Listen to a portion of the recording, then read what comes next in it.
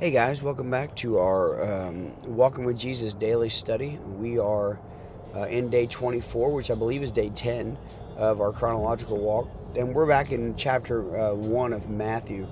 Matthew goes through and he begins his gospel with the genealogy of Jesus, showing that he was the son of David through the son of Abraham. So he is of the lineage of a king. This is important. Even though Joseph was not his DNA or biological father, he is his father. He is still who he is from, the bloodline. So this matters. We're going to talk about the actual bloodline of Jesus at some point, but not today. What we will talk about, though, is starting in verse 18. Now, I will encourage you, if you have not already spent some time in prayer, you need to do that. And I'm not talking like real quick, God, I'll give you 30 seconds of my time because I'm supposed to, or because I love you a little. I'm talking about like real prayer, like you stop doing other things for the purpose of prayer. And until you start making yourself do that, it will never be something that you automatically go to.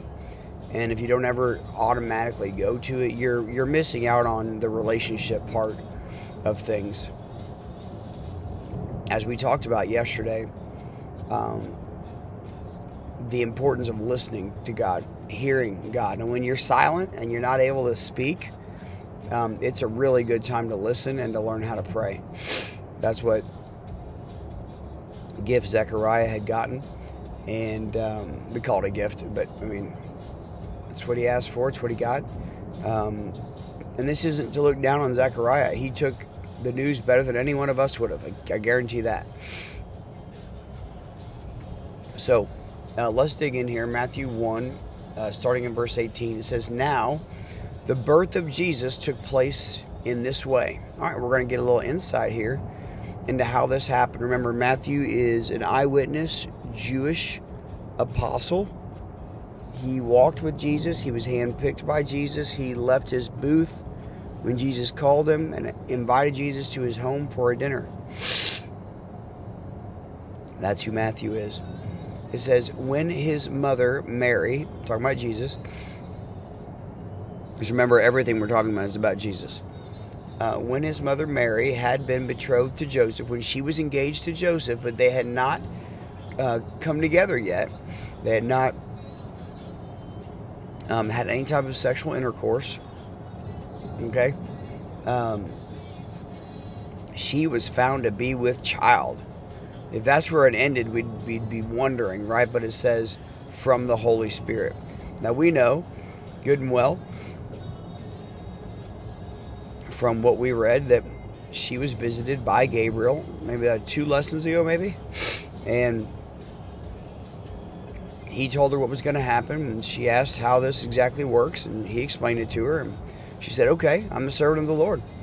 Let it be how you said it's going to be. So that's what it was.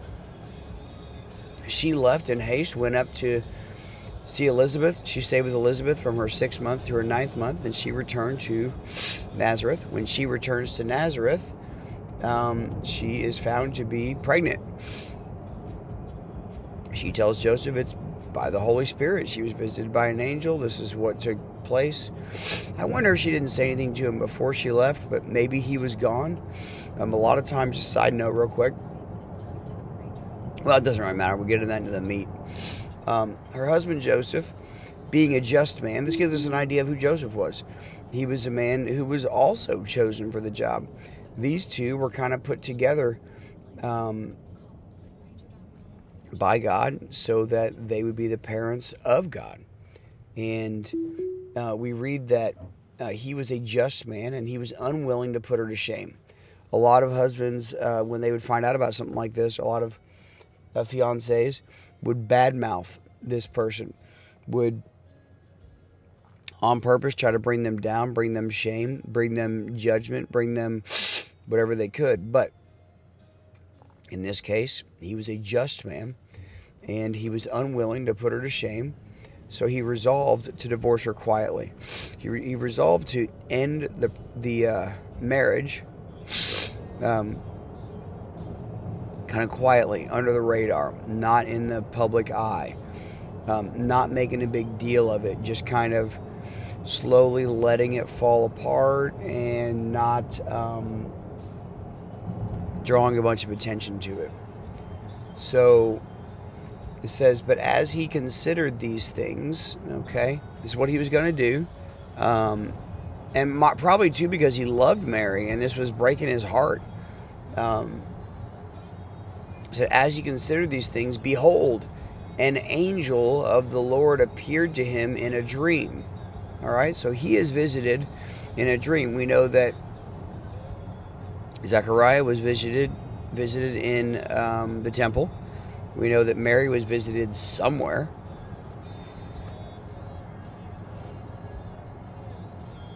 But it specifically says that Joseph was met in a dream.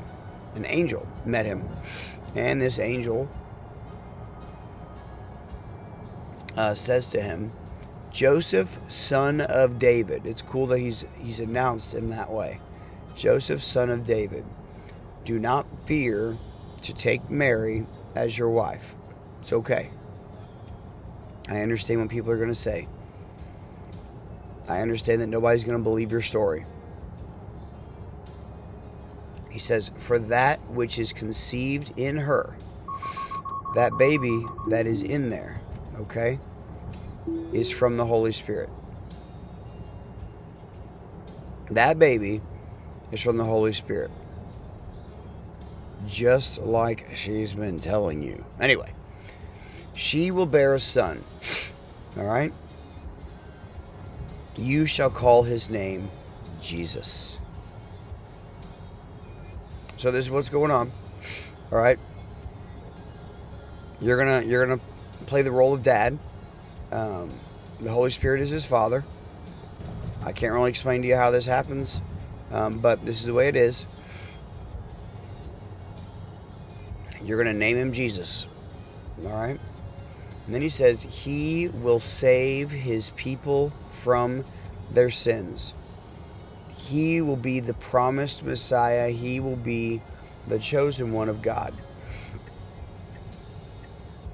Before he's even born, as he is being carefully knit together. And in verse 22 it says, all this took place to fulfill what the Lord had spoken by the prophet. Right? Now,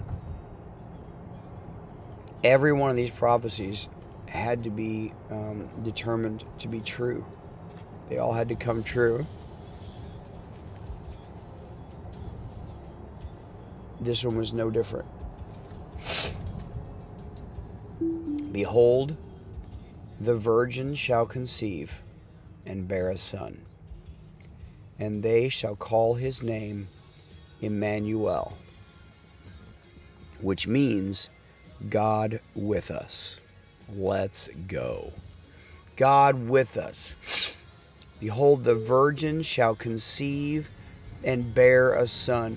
The virgin will be pregnant. Doesn't explain how this is going to take place, just that it's going to take place. And she will bear a son, and they shall call his name Emmanuel. I thought you just said his name's going to be Jesus. Yes, he goes by many names.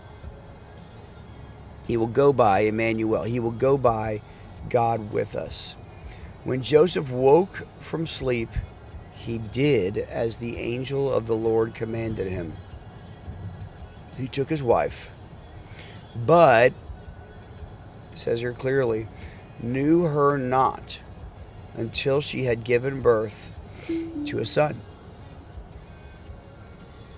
And he called his name Jesus. What a beautiful story. That's hilarious. It's like a Jerry Springer story. Right? I mean, we're talking about the perfect setup, the perfect story for anyone to try to poke holes in. Mary got pregnant by another guy. She claimed to be a virgin. Joseph took her in anyway. Mary sweet talked him into it. Then she convinced him that he had some kind of dream, or he had a weird dream, and she helped him to say what it meant, and it meant that she was still supposed to be married to him, and blah, blah, blah. No, that's not the story that I read. It's not the story that was saved for us, and it's not the truth. You can make up whatever story you want. You weren't there. Matthew has been given the gift of the Holy Spirit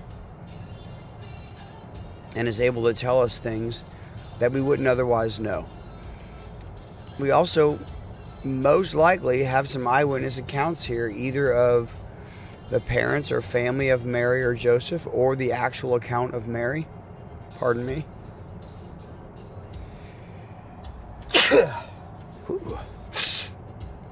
Or the actual account of Mary. I don't know who Matthew spoke with, if anyone, if he just got all of his accounts straight from Jesus. I don't know. But we do know this. What you read is truth. What has been saved for you is truth. That Jesus is the answered Messiah. And you say, well, that's a hard one to believe. Well, you're about to read a whole bunch of things that are very difficult to believe. So you might as well just choose now. Make your decision if you're going to believe or you're not going to believe. Because there's some pretty unbelievable stuff coming up. All right, guys. I'll see you in the meet.